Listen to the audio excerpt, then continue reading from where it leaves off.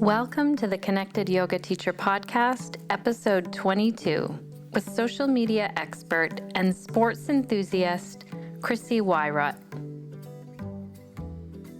The Connected Yoga Teacher was created so that you can easily connect to knowledge, inspiration, and a community of supportive yoga teachers. Together, we get to hear about a variety of topics from yoga teachers and other professionals.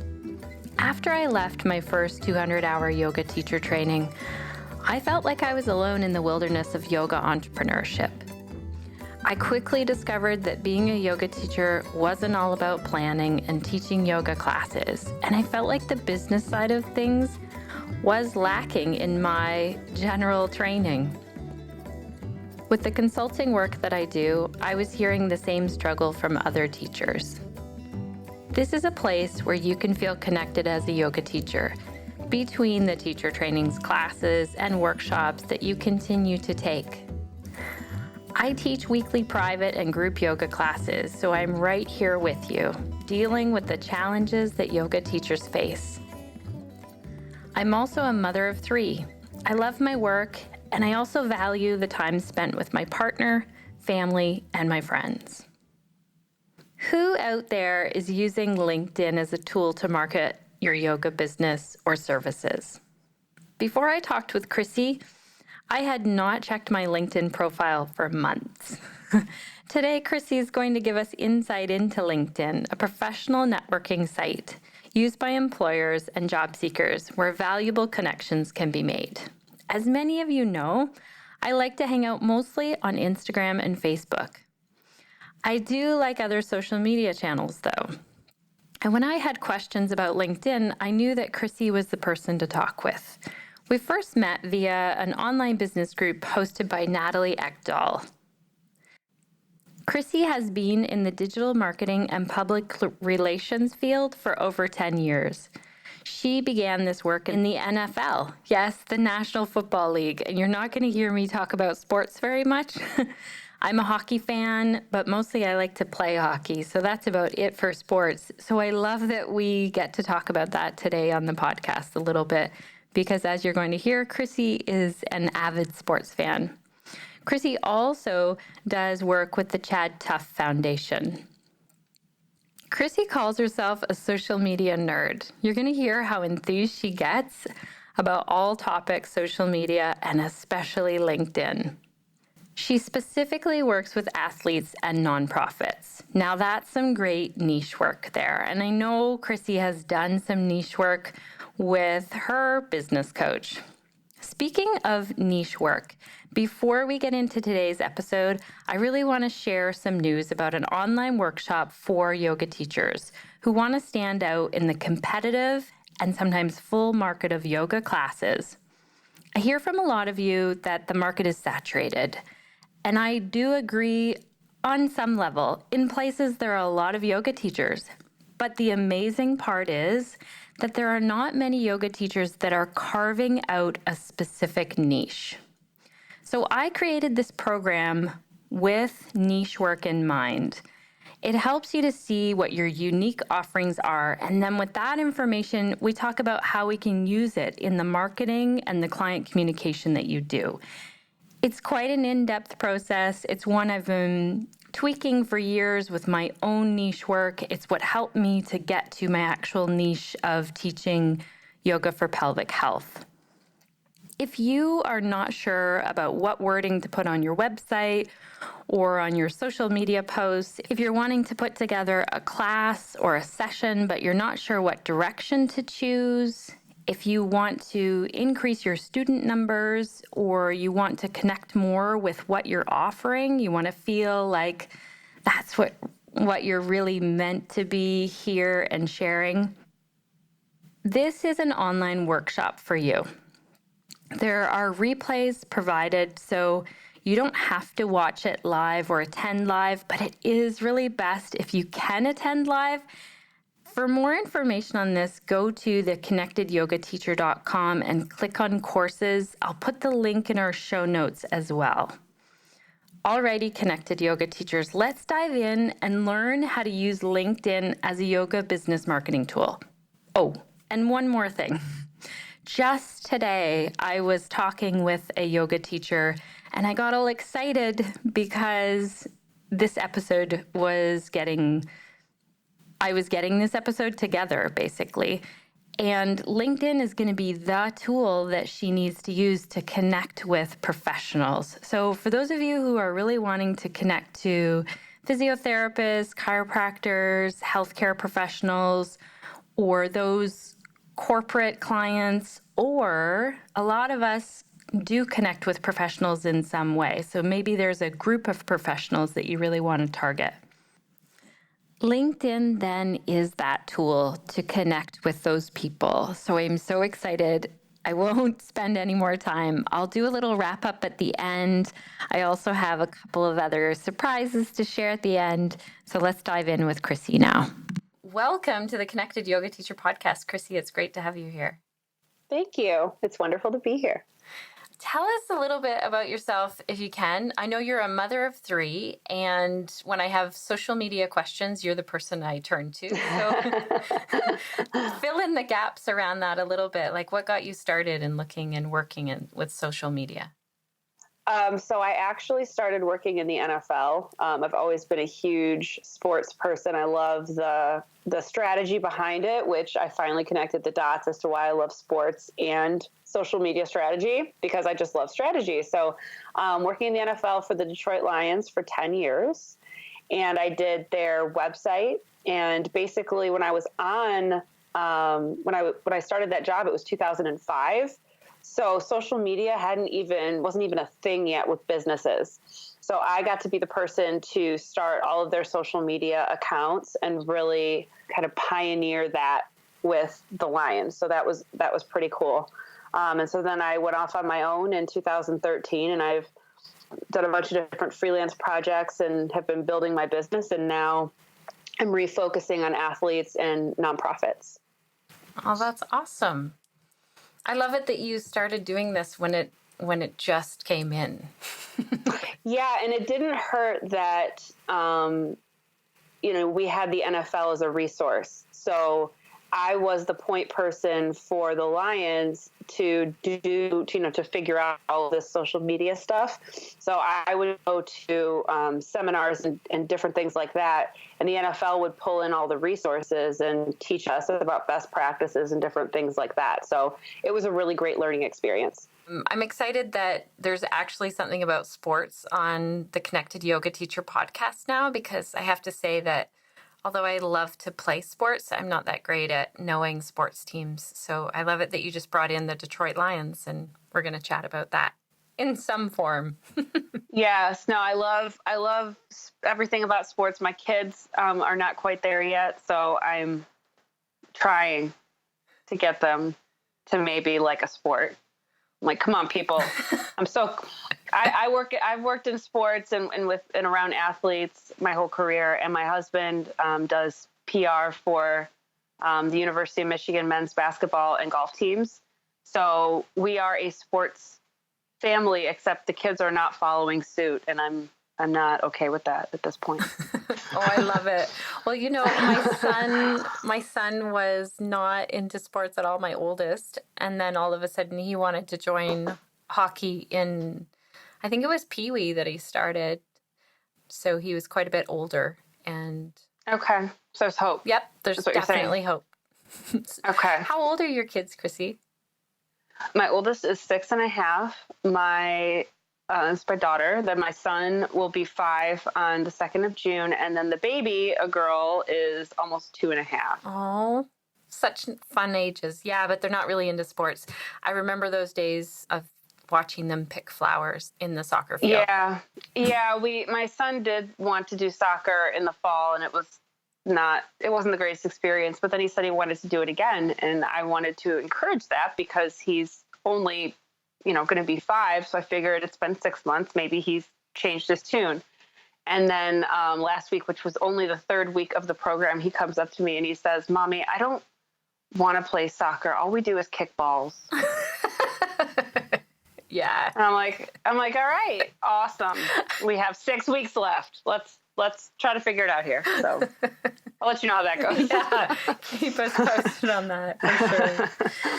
So I wanted to ask you, Chrissie, for our listeners to know, one part of this is that I think it's great to pull you in on this because you're an expert in social media. And especially, I see that you're really passionate about LinkedIn, which is one that I'm not so great on at all. And so it's fun that you're not a yoga teacher and that you pull from other businesses and working with other entrepreneurs in this. But tell me, why do you think social media is really a powerful tool for marketing yourself as an entrepreneur, and especially for our yoga teacher entrepreneurs? For sure. So I have always loved engaging people online. So from the days of the America Online days where you had to have the disc and dial in, I was always engaging with others. I was a huge baseball fan when I was in high school, and I actually met a friend on America Online. We had a mutual passion for the Atlanta Braves and ended up meeting down in Florida at her house. And so I've always been somebody that has developed genuine relationships online. And so I think that's kind of translated into my business because I just see the online space as just a different place to network. So yes, it's a little different and you have to do things slightly different, but it's just as powerful and you can make just as, quality of connections online as you can in an actual room at a networking meeting.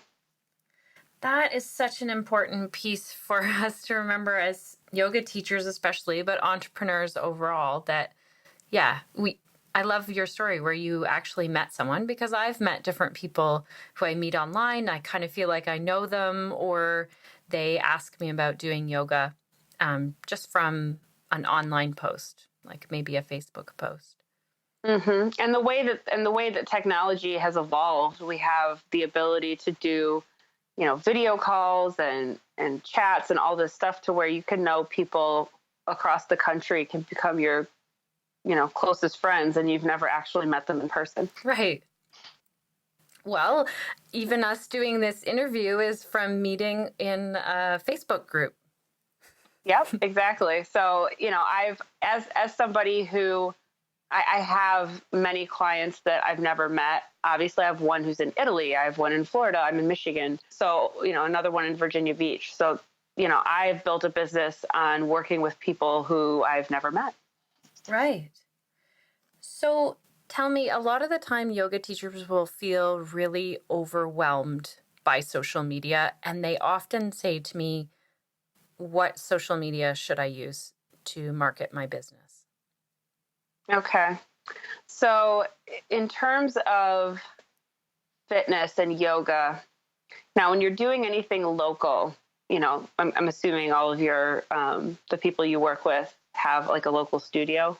Usually people are working locally, but there are some teachers who teach online classes via Skype as well. So okay.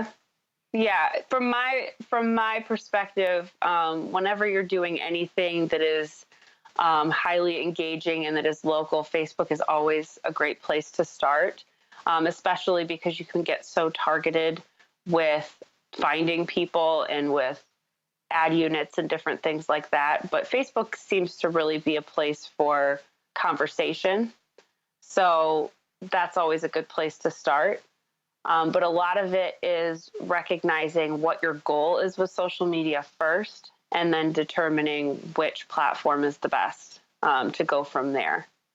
Right. That's a really good point, because you could waste umpteen hours in the day just bopping around on different social media sites with no goal in mind.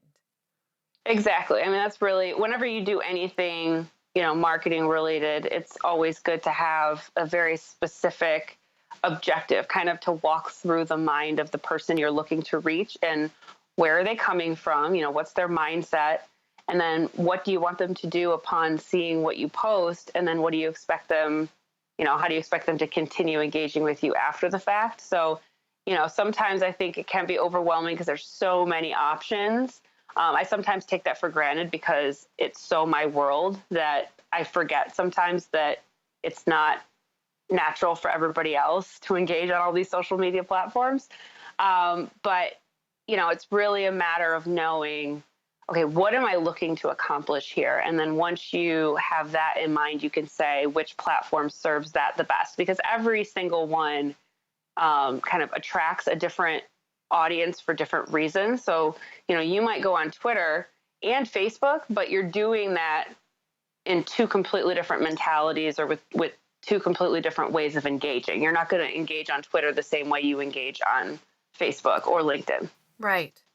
So I see that yoga teachers are really comfortable in the Facebook space, and that's probably because that's where my comfort level is, and then I'm meeting people that are there. But I'm curious today to chat about LinkedIn because right before our interview, I thought, what does my LinkedIn page look like? That's how often I'm on it. And then I started thinking, this is really useful. I work more and more with health professionals because I do yoga for pelvic health.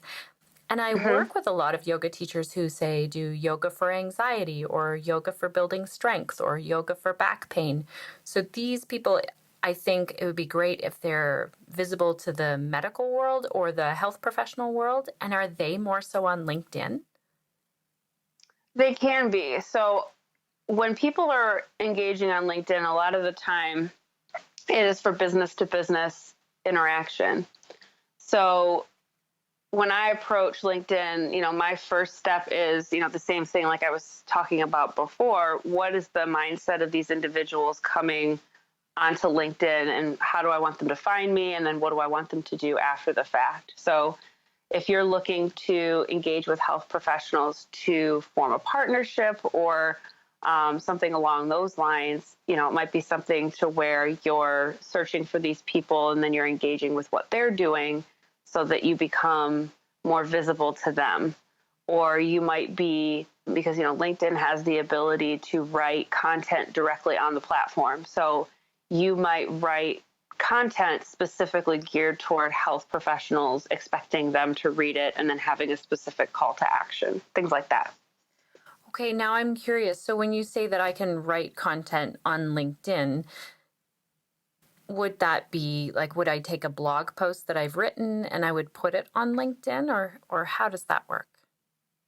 Yes. The one thing for people who for my business, I am business to business, but for clients I have who are business to consumer, but then also have a business to business arm of what they're doing, a lot of the time we have to write differently for each audience. So, if you're a yoga teacher and you're writing to your clients or your students, you're going to speak in a different voice than you are if you're writing with a health professional in mind. So you'd probably need to write separate content or tweak your content to post it on LinkedIn. But that's what's so great about the fact that you can post native content on that platform, because, it just lives there and it caters specifically to that audience.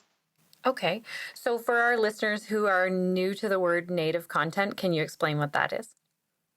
It means that instead of taking a link from another website and posting it on LinkedIn in the news feed, LinkedIn actually gives you the ability to write a blog post within your profile. So they actually have the article file on there that you can put a title and the content and an image and then publish it to your LinkedIn profile. So you don't need a separate website to publish content. So would you take, like, say, for instance, your content, do you publish it on your blog and then you also do it on LinkedIn always or sometimes, or? So for me, with the focus that I have right now, I am writing specifically for LinkedIn and then I'll publish it on my blog. But my business is almost completely centered around LinkedIn. And then I also have traction on Twitter, but primarily I get my leads on LinkedIn. So I'm writing specifically for that audience whenever I write. Okay. So what are some of the quote unquote mistakes you see people making on LinkedIn? And you're welcome to use. I could almost look at mine. Okay, so I never look at mine. That's probably not very helpful. Honestly, one of the biggest mistakes, but again, I completely understand because we're all so short on time, is not recognizing what a robust tool LinkedIn is. There's so much opportunity on it. So Facebook is very much about Facebook, right? So anything that Facebook does is to generate its own revenue and make sure that, they're in a position of power, I suppose. So it's a lot more difficult on Facebook to gain organic traction with your business because of the fact that they have such a fantastic ad service. So really, Facebook wants you to always use their ads. Whereas LinkedIn, especially now, because it's having it's going through a lot of improvements because it was purchased by Microsoft. Okay. So I'm sure that you've noticed, if you've logged in recently, that it looks different. Yes. So there are a lot of changes within the platform, and it is, because now they have a little bit more money to spend, and they're just, using a little bit of a different focus with it. So it's going to continue to evolve, but there's different things with the business pages and then with the way that the profiles are set up that are different than they were before. They're not necessarily relevant to our conversation now, but the point being is it is undergoing continual improvements, and it's a lot easier to engage with people on LinkedIn than it is Facebook as far as business to business. The other thing is making sure that you really think out your LinkedIn profile, because it is essentially a lead page for your business. So instead of just throwing up there your resume or kind of rushing through and putting the timeline of what you've done in your professional history, actually using it as an inbound marketing tool. So for example, let's say you're just using the LinkedIn platform and you make a comment on someone's post, or you publish something in the newsfeed. Especially when you publish something in the newsfeed, people are going to see your headline. And if you have an attractive headline that kind of draws people in, they're going to click on your profile. And then when they click on their profile, that's an opportunity you have to sell the person reading through who you are.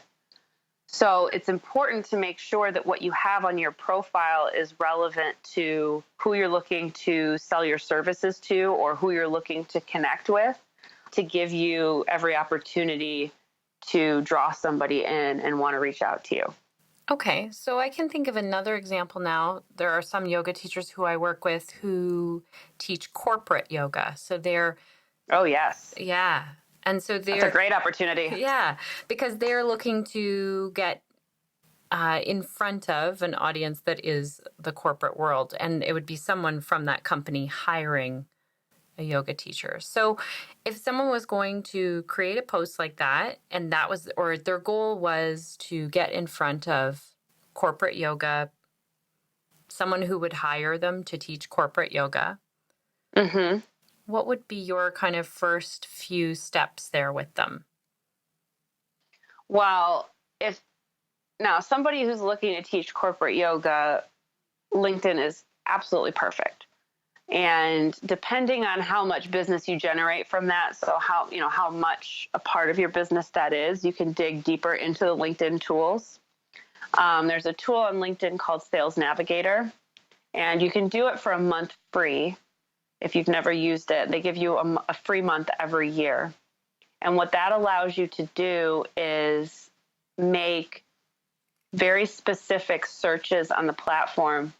So for someone who's looking to do corporate, they could specifically search for the size of the business they're looking for, the title of the person who would be that decision maker, the location, different things like that. And then you can actually save these individuals as leads, and you can do cold reach outs to these people, or you can follow them on the platform and engage with them so that you end up on their radar.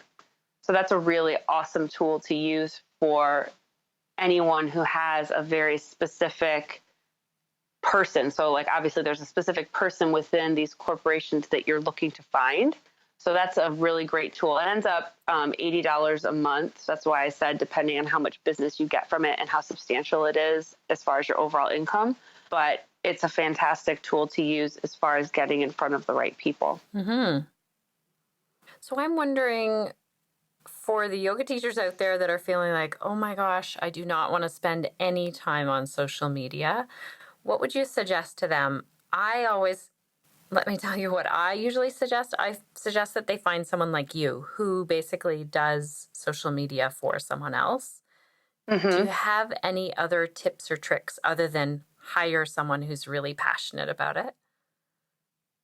It is an important piece of a business if you are finding leads online. It is critical to put the time into it.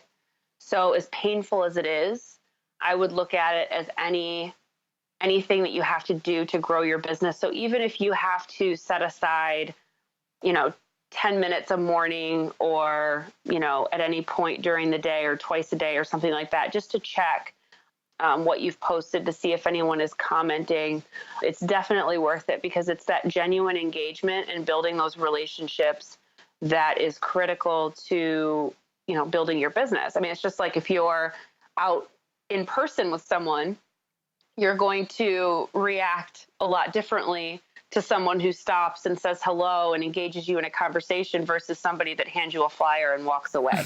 Right. Oh, that's such a So, good analogy. it is important to make sure that you're really present where it is that you're trying to market yourself, or it's going to be a bit of a futile effort. So to go back to, like, say I came to you as a yoga teacher, would you then, and I said to you, Chrissie, I want you to take over my LinkedIn for a while and help me or guide me through that. I know you have a page on your website, and I'll link to it for sure, talking about how you guide people through that, how you work with people on LinkedIn. Okay, so a perfect example is your corporate example. So the first thing to do would be to optimize the profile. And what optimization means is making sure that it is set up well for the inbound marketing. So essentially, we're going to set that up as a lead page, so a sales page. And then also making sure that it is optimized for search engine optimization. So we want specific keywords within your profile so that if someone who is in corporate looking for someone to teach yoga and they go to LinkedIn searching for that person and type in corporate yoga or corporate yoga teacher, we want to have that phrase or those words within your profile so that you come up. So what I would do is basically conduct an interview with you to ask, about your personal background, because I think it's important to incorporate some sense of your personal self into it, although that completely varies by individual and industry. And then go through your professional background. And what LinkedIn allows for us to do is have a summary. So that's basically the overview of who you are as a professional. And one thing that has happened in the LinkedIn redesign is the summary is a lot less prominent. You actually have to click on someone's profile to actually see the summary. It used to be the number one thing. Now your current job is your number one thing that they show. Right. And so then you have a section for each of your positions. And for any position that is listed as current, which you can have an infinite number of positions listed as current if you so choose, that is higher in your keywords. So basically you're going to be weighted heavier for those sections with the words that you choose in the headline and then within the written portion of that. And you're limited to 2,000 characters in each section. So I would interview you, get some details about your business and what you're intending to do with your LinkedIn profile. So for someone looking to attract businesses that want to bring in a yoga teacher to teach employees, you would really want to gear that current experience section around that. And you would want to make sure that your headline, which is what everybody sees when you engage on the platform, is geared toward that. So we want it to be an action type statement. So, it would say teaching corporate yoga to Baltimore area businesses or something along those lines. Okay. So you want it to be something to where it would catch someone's attention and say, oh, I'm looking for that. Or if someone's conducting a search and that's what comes up, oh, okay, well, I'll click on this person. And then once you have that current experience section, you're going to actually walk them through what that would look like. So within your current experience section, you might say, I teach a number of businesses how to, I walk through yoga classes with these people, and this helps them in their focus. It helps them in their overall health, whatever it is that it benefits. You want to actually sell those people within that section of your profile so that they are then enticed to reach out.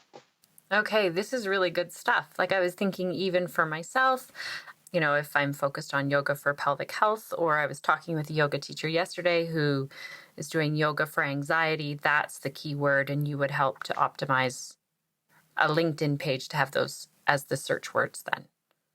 Absolutely. And then you would complement that with specific content. So if you're somebody who is looking to teach to businesses, you could then roll out a blog series about the different benefits of yoga in the workplace.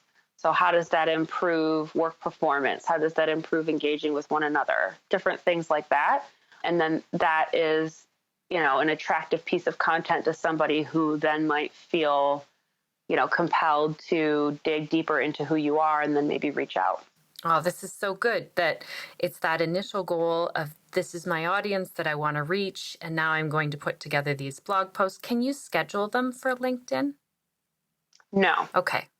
No, you cannot schedule them for LinkedIn, but you can, you can't schedule anything for LinkedIn. I usually use a third-party tool to schedule the promotion side of the post to put them within the newsfeed. Mm-hmm. But you can also, there's a number of things you can do with them. You can attach links to your profile. So if you write 5 posts about, yoga in the workplace, you can link to those underneath that section of your profile. Okay. And then the other super cool thing to me about LinkedIn, and it can kind of feel stalkerish, but not really, is the fact that you can see who's been looking at your profile. Oh yeah, I saw that today when I went on there.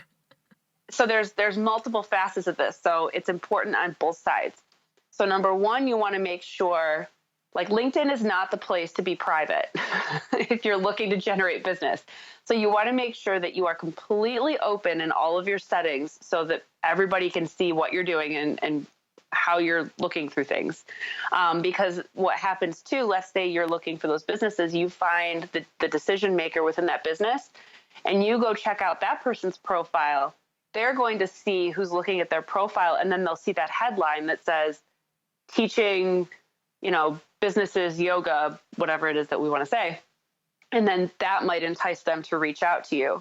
And then on the flip side, you might see that someone's been checking out your profile, and you might do a reach out or try to connect with that person so that you can follow up. I saw you were looking at my profile, just curious if you'd be interested in X, Y, or Z, that sort of a thing.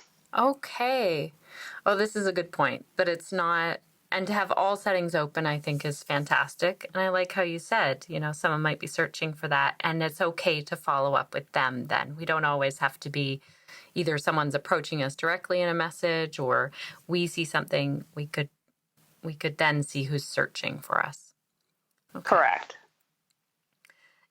You mentioned a third-party tool. Do you have one that you would recommend? A great one that I have used is Buffer. That one is free, I believe, to someone who's just has a few profiles. For someone like me who manages a lot of other people's profiles, you always end up paying. That one, I believe, is free. I like that one. Okay. I will link to it in our show notes. And also, how much time do you think someone needs if like say just for LinkedIn, if I was to set a goal for myself, okay, I want to be more present on LinkedIn. Do you think 10 minutes a day is enough, or can I just go on there once a week? I would, maybe do 3 times a week, separate it out. Honestly, there's sometimes I'll go on there and I'm looking through and there's really nothing that jumps out to me that I need to engage with. I don't necessarily, and that's one thing, don't necessarily try to force it. Okay. So, I mean, if you go onto the platform and nothing catches your attention, that someone's been, looking at your profile or someone jumps out as this would be the perfect person to reach out to, jump on those opportunities when they happen. And that might lead you to spending 20 minutes one day. But then you might go on and nothing really strikes your attention and it's just not the day to do it. The only thing that you want to make sure that you stay on top of, let's say you go on LinkedIn one day and you reach out to 5 people. You don't want to not go back on for a week, because if you reached out to those 5 people and then they respond, you want to make sure that you're on top of their responses. Okay. So that would be where you definitely want to make sure you're consistent.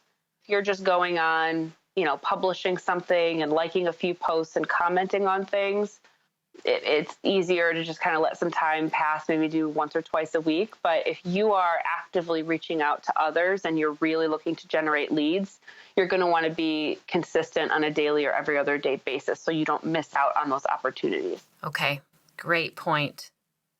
Excellent insight.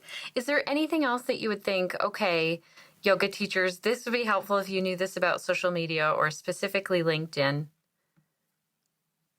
Really just to focus on being a resource for people and really show that you're out to help others, which I would guess is a staple of individuals who are yoga teachers. Yes. But that's really what builds trust, because that's the key, for any business, is that you're looking to build trust with an audience.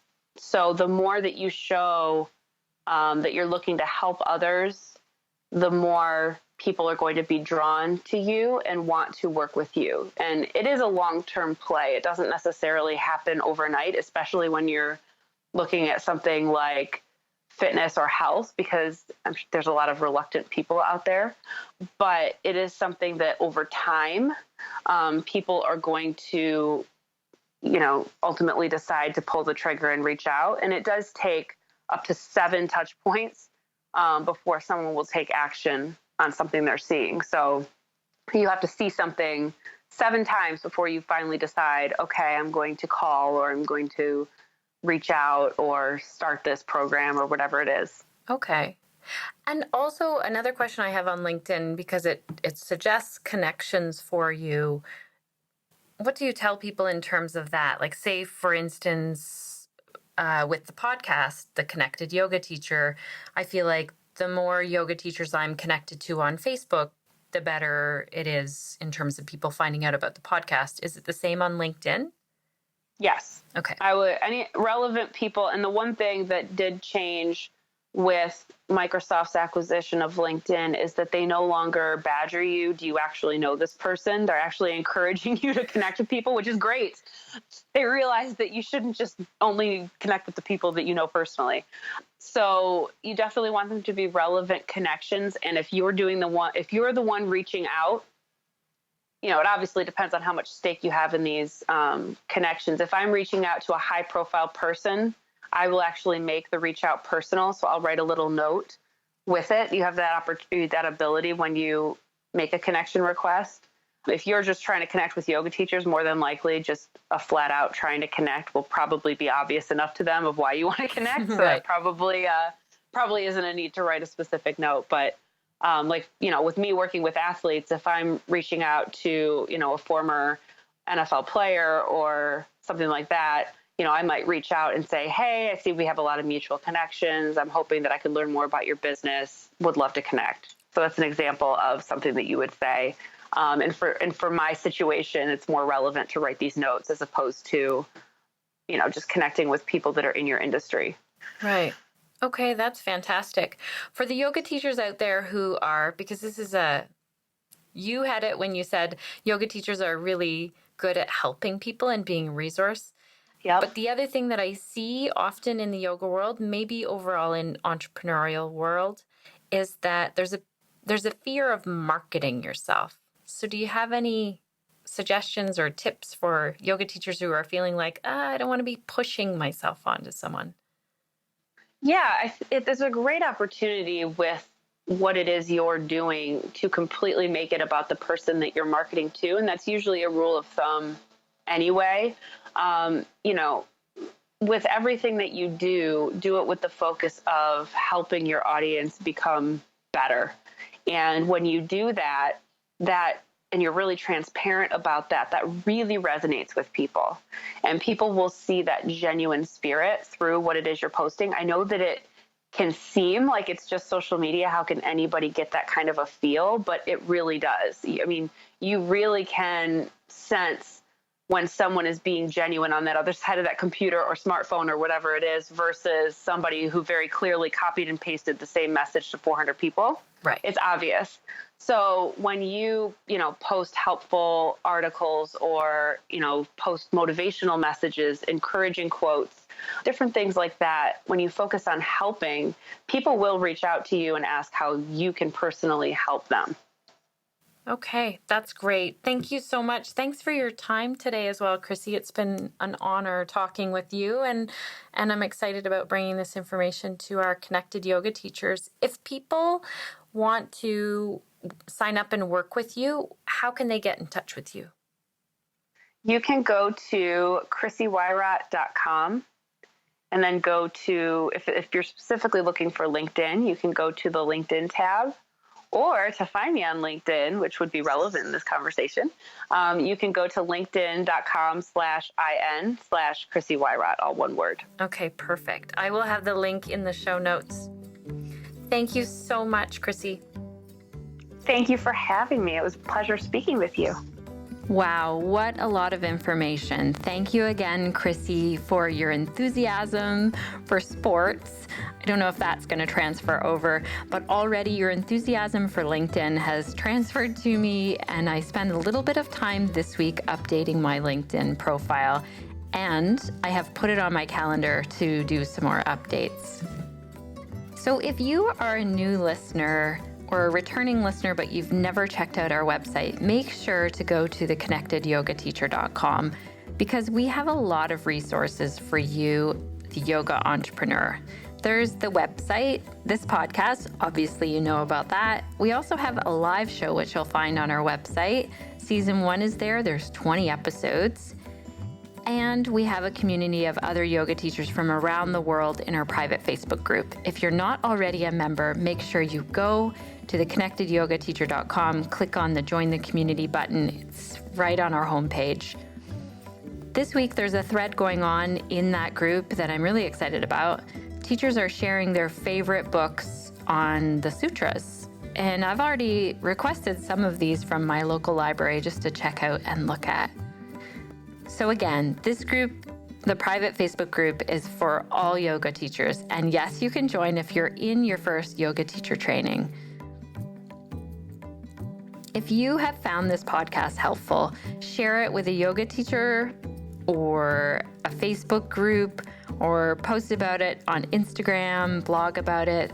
Thank you so much if you share it, like it, and leave a review, either on iTunes or on our Facebook page. This means the world, so thanks in advance for that. Dominique wrote a very nice review, and I want to share it with you guys. She said, "My initial consultation with Shannon was eye-opening. She is so knowledgeable and takes the time to look into your business and your needs, goals, to give an outside perspective. I now have direction and feel renewed and capable of taking my studio to the next level. Can't wait to implement all the changes we talked about. Thank you, Shannon." Well, thank you, Dominique. And just so everyone knows, I also have people who look at my business from the outside because that is where the perspective comes from. I have a business coach and a life coach that I work with and other mentors. So don't be afraid to reach out to someone else and ask for help. And if that's myself with consulting business, or maybe it's someone else, maybe there's a specific topic as well. Thanks so much to Rob for editing the audio, Laura for writing up the most comprehensive show notes ever, And this week, I really want to thank Linda. Linda is a yoga teacher who I met at the Toronto Yoga Conference, and she told me to pause a little more when I'm speaking to you guys on the podcast. That feedback is so helpful, Linda. Sometimes we either cut out the pauses or I feel like I have so much information to pack in. I get talking quickly. So thank you for that. Anyone out there, you can send me feedback and questions. You can email me directly from the website, or you can leave me a voicemail on there. There's a button along the side of the website that says, send Shannon a voicemail. It's pretty cool, and it'd be fun to hear your voices. Our main goal here at the Connected Yoga Teacher is really to support you as a yoga entrepreneur so that you have the time, the energy, and the inspirations to share the yoga that lights you up. That's our simple mission, and we are really all about community and supporting each other. So, LinkedIn, couple of action items here. Let's see if we can choose one together. One note here is that Chrissie talked to us about how LinkedIn is, you're able to share an article on LinkedIn. And there's actually, you can gain more traction on LinkedIn with an article. So I would like you to really look at if you have a website or you don't have a website. For those of you who don't have a website and you're thinking, I need one, what a great alternative, or what a great place to start. If you've been thinking to yourself, I want to have a website and I want to write a weekly blog, but you don't know how to get started on the website, start on LinkedIn. Start there first. Set some time aside to write an article each and every week, or part of an article each week. Set it on your calendar, and also share articles on there that get you excited and are related to your yoga business. This will help you to be recognized more and more as this expert or someone to turn to and ask questions to about yoga and your yoga specifically. Chrissie created an article for people like me who have no idea where to start with LinkedIn. And I'm going to put the link in the show notes for that article. This will just give you an idea of what an article looks like on LinkedIn. It's so nice and clean. And it also will give you some great tips and tools to use going forward. I have set, as I said, that 30 minutes aside this week to check on Update My LinkedIn. It's on my calendar. So what LinkedIn action are you able to tackle this week? Maybe it's that you write an article. If LinkedIn isn't your channel, is there another social media platform that you can start to look at and set that time aside? Also, make sure to shut your phones off, shut your computer off, and shut down from this stuff so that you can feel like when you turn it on, you're ready to share something really amazing and you're not getting sucked in. I spend a lot of time, just so you know, on fun cat videos. Okay, last note here today, Connected Yoga Teachers, is a happy birthday note to my dad. My dad turned 65. Actually, when this episode goes out, it'll be the day after his 65th birthday. And my dad has always cheered me on no matter what I do. He is a cowboy who lives in Alberta, who only does yoga when he complains of an ache or a pain, and I'm there visiting and I force him to do a stretch or two. He has a tremendously big heart. My dad loves to laugh and tell stories. He makes me laugh, especially when he says, never let the truth get in the way of a good story, Shannon. And often our worlds seem really far apart in distance, in what we do, and even our political beliefs. But we have such a strong connection. We talk on the phone and we visit when we can. I have to thank my dad for really teaching me by example. He always showed me that all people are equal, that no one is better or more enlightened, that people are just unique. He taught me to embrace the differences in people and how to dig in and work and stand up for what really matters. So I love you, Dad. Thank you so much. I miss you lots. I'm glad that we have such a strong connection. Happy 65th birthday. Thanks for letting me do a birthday wish for my dad on here, Connected Yoga Teachers. Yeah. Alrighty. I hope that you guys have an amazing week. And I have a special surprise coming up next week. I don't want to give it away yet, even though it's very difficult for me to keep it in. Take care. Have a fantastic week, you guys.